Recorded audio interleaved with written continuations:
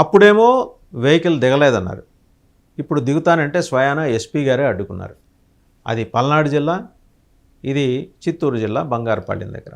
పల్నాడు జిల్లా సత్తెనపల్లి దగ్గర నాగమల్లేశ్వరరావు విగ్రహావిష్కరణకి వెళుతున్న సమయంలో ఆయన వెహికల్ కింద సింగయ్య గారు అనే వారి పార్టీ కార్యకర్త పడినా పట్టించుకోకుండా జగన్మోహన్ రెడ్డి గారు వెళ్ళిపోయారు. అలాగా అసలు ఏమాత్రం మానవత్వం లేకుండా జగన్మోహన్ రెడ్డి గారు అలా వెళ్ళిపోయారని చెప్పేసి కూటమి పార్టీలన్నీ కలిసి ఆయన్ని ఉతికి ఆరేసినాయి.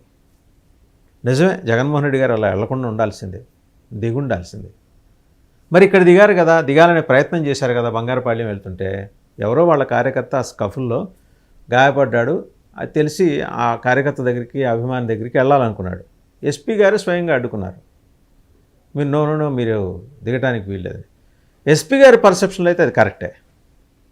నేననేది ఓన్లీ పోలీస్ వరకు కన్ఫైన్ చేసి మాట్లాడుతుంటే అది కరెక్టే. ఎందుకంటే ఆయన దిగితే అక్కడున్న జనసందోహంలో ఏ పాటి చిన్న తోపులాట జరిగినా ఆయన గాయపడవచ్చు, లేకపోతే ఇంకేదైనా ప్రమాదం జరగచ్చు. ఆయనకు అసలే థ్రెట్ ఉంది. ఎందుకంటే ఆయన దగ్గర Z+ లేదు కాబట్టి ఇప్పుడు థ్రెట్ ఎక్కువైంది ఆయనకి.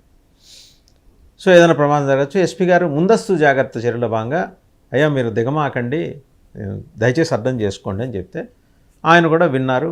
మళ్ళీ వెంటనే వెహికల్ ఎక్కి